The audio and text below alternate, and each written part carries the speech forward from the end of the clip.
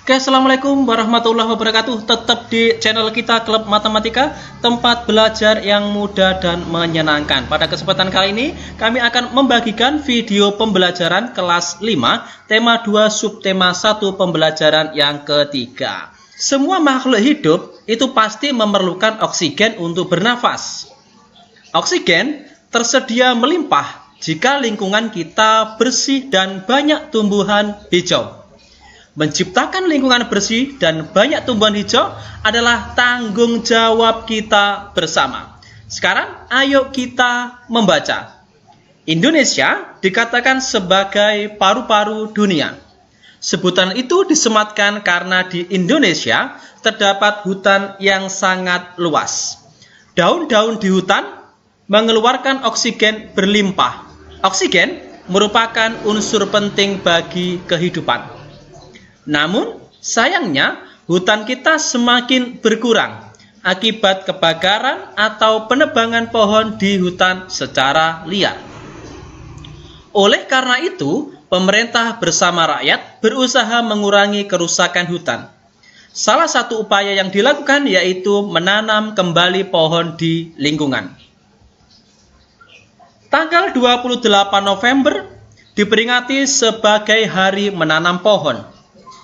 Peringatan Hari Menanam Pohon pada tahun 2015 diawali sejak tanggal 26 November. Presiden melakukan penanaman pohon di Taman Hutan Rakyat Sultan Adam, Kalimantan Selatan. Ada 10.000 pohon ditanam di hutan itu. Pohon-pohon yang ditanam pun bermacam-macam, termasuk pohon-pohon yang buahnya dapat dimakan. Kita dapat berperan serta untuk mengembalikan paru-paru dunia. Menanam pohon tidak hanya dapat dilakukan di hutan. Kita dapat menanam pohon di lingkungan sekitar kita. Semakin banyak pohon di lingkungan kita, semakin banyak pasokan oksigen bagi kehidupan. Dari bacaan tentang Hari Menanam Pohon di atas, mari kita lengkapi peta pikiran berikut ini. Hari menanam pohon, kemudian ada peta pikiran. Kita mulai dari yang pertama. Apa yang dilakukan? Yang dilakukan berdasarkan bacaan Hari Menanam Pohon adalah kegiatan yang dilakukan adalah menanam pohon. Kapan? Hari Menanam Pohon diperingati setiap tanggal 28 November. Berikutnya di peta konsepnya adalah di mana kegiatan dilakukan. Kegiatan menanam pohon dilakukan di Taman Hutan Rakyat Sultan Adam, Kalimantan Selatan. Siapa yang melakukan? Kegiatan menanam pohon dilakukan oleh Presiden Joko Widodo. Pohon apa yang ditanam? Pohon yang ditanam bermacam-macam, termasuk pohon yang menghasilkan buah. Yang terakhir adalah pertanyaan, mengapa kita harus menanam pohon? Kita harus menanam pohon supaya kelestarian terjaga dan ketersediaan oksigen melimpah.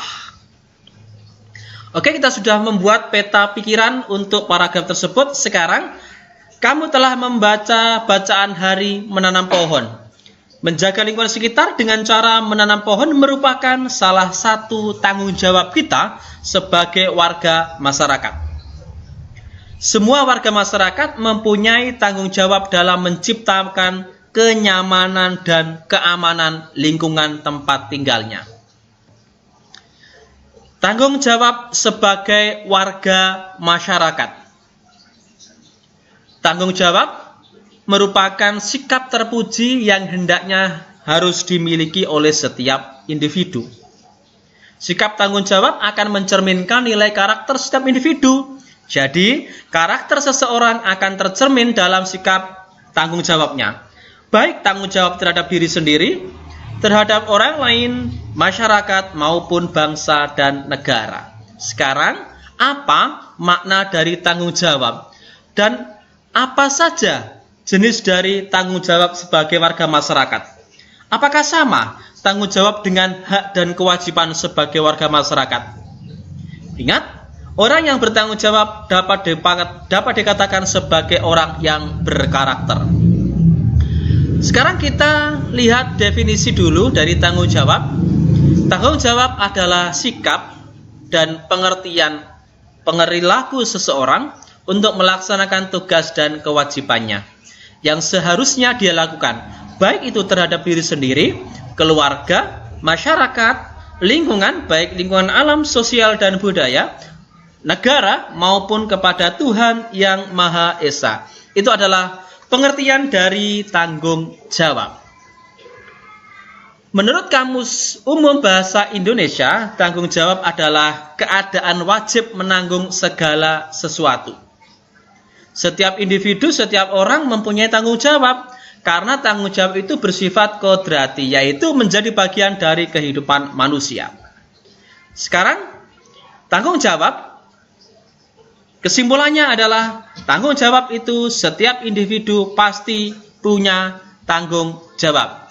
Tanggung jawab setiap individu meliputi berbagai jenis. Berikut ini adalah jenis-jenis tanggung jawab. Yang pertama adalah tanggung jawab terhadap diri sendiri.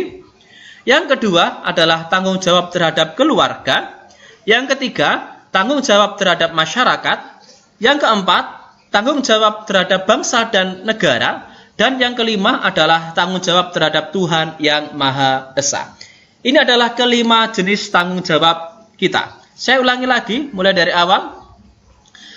Jenis-jenis tanggung jawab. Yang pertama adalah tanggung jawab terhadap, diri sendiri. Yang kedua, tanggung jawab terhadap keluarga. Yang ketiga, tanggung jawab terhadap masyarakat.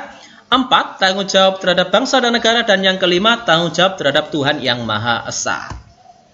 Sekarang kita akan bahas satu persatu dari yang pertama sampai dengan yang kelima. Yang pertama adalah tanggung jawab terhadap diri sendiri. Tanggung jawab terhadap diri sendiri akan menuntut kesadaran setiap orang untuk memenuhi kewajibannya sendiri dalam mengembangkan kepribadian sebagai manusia pribadi. Dengan demikian, kita akan bisa memecahkan masalah-masalah kemanusiaan mengenai diri sendiri. Contohnya, di sini, Evi mendapat tugas rumah dari Bu Guru untuk dikumpulkan esok hari. Akan tetapi, Evi justru menghabiskan waktu untuk menonton acara televisi. Evi tidak mengerjakan pekerjaan rumah. Esok harinya tentu saja Evi akan ditegur oleh Bu Guru dan Evi akan mendapatkan hukuman. Dalam peristiwa ini, Evi seharusnya bertanggung jawab atas dirinya sendiri, yaitu mengerjakan pekerjaan rumah dari Bu Guru tersebut. Akibatnya, dia tidak mengerjakan pekerjaan rumah dari Bu Guru, otomatis dia mendapatkan teguran dan hukuman. Berikutnya, yang kedua adalah tanggung jawab terhadap keluarga. Tanggung jawab terhadap keluarga menjadi tanggung jawab seluruh anggota keluarga, baik itu ayah, ibu, maupun anak. Dalam sebuah keluarga, tanggung jawab anggota keluarga menyangkut menjaga nama baik keluarga, meningkatkan kesejahteraan keluarga, dan menjaga keselamatan. Contohnya adalah seperti ini. Seorang ayah bekerja keras untuk menafkahi anggota keluarganya dan demi memenuhi kebutuhan pendidikan anak-anaknya. Ayah tersebut telah melaksanakan tanggung jawab sebagai kepala keluarga. Jika kamu sebagai seorang anak harus bersikap disiplin dan sungguh-sungguh dalam belajar, jika kamu sudah bersikap disiplin dan sungguh-sungguh dalam belajar, berarti kamu sudah melaksanakan tanggung jawab terhadap keluarga. Berikutnya, yang ketiga adalah tanggung jawab terhadap masyarakat. Ingat, tidak ada seorang pun yang bisa hidup sendiri tanpa bantuan orang lain, karena kita merupakan makhluk sosial.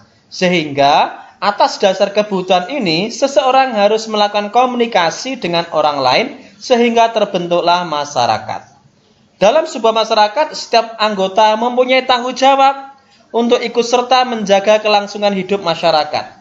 Oleh karena itu, segala tingkah laku dan perbuatan setiap anggota masyarakat hendaknya harus dapat dipertanggungjawabkan kepada masyarakat. Yang keempat adalah tanggung jawab terhadap bangsa dan negara. Setiap orang yang tinggal dan menetap dalam sebuah negara akan terikat oleh aturan-aturan hukum dalam sebuah negara. Oleh karena itu, baik itu pikiran, perbuatan, tindakan, tingkah laku manusia harus sesuai dengan norma atau aturan yang berlaku dalam negara tersebut. Contohnya di sini adalah ada anggota tim nasional bulu tangkis Indonesia yang berusaha sekuat tenaga untuk mengharumkan nama bangsa Indonesia. Nah, mengharumkan nama baik bangsa Indonesia di mata dunia ini menjadi tanggung jawab setiap warga negara Indonesia, termasuk Anda, termasuk kamu ya. Yang berikutnya adalah tanggung jawab terhadap Tuhan yang Maha Esa. Tuhan menciptakan manusia sebagai makhluk yang paling sempurna, mempunyai akal dan pikiran. Oleh karena itu, Tuhan menurunkan ajaran berupa perintah dan larangan bagi makhluknya, khususnya bagi manusia. Manusia harus bertanggung jawab untuk beribadah, menjalankan perintah Tuhan, dan menjauhi segala larangannya. Jadi, contoh tanggung jawab manusia terhadap Tuhan yang Maha Esa di sini adalah beribadah sesuai dengan ajaran agama yang dianutnya. Sekarang kita akan mempelajari tentang jenis-jenis usaha ekonomi masyarakat. Kita ingat bahwasannya kondisi geografis Indonesia beragam. Ini sudah ada di tema sebelumnya kemarin. Ada wilayah daratan dan ada pula wilayah perairan. Kondisi geografis yang beragam akan menyebabkan beragam pula jenis kegiatan ekonomi masyarakat. Keragaman ini disesuaikan dengan kondisi alam maupun geografis suatu wilayah. Kegiatan ekonomi bertujuan untuk memenuhi kebutuhan hidup masyarakat. Nah, agar tercipta kehidupan yang nyaman, maka setiap penduduk harus menghargai jenis kegiatan ekonomi penduduk lainnya. Kita amati jenis kegiatan ekonomi di sekitar daerahmu. Ada yang bekerja di persawahan sebagai petani, kemudian ada yang beternak ayam, baik itu ayam petelur maupun ayam pedaging. Ada juga yang sedang berdagang di pasar, ada yang bekerja di industri, di pabrik, kemudian ada pula yang membudidayakan ikan, ya, di kolam tambak, ya. Kegiatan ekonomi masyarakat ini tujuannya adalah untuk memperoleh pendapatan, ya, mencukupi kebutuhan. Selanjutnya pendapatan tersebut digunakan untuk memenuhi kebutuhan hidup. Nah, sekarang pertanyaannya adalah apa yang dimaksud dengan kegiatan ekonomi itu?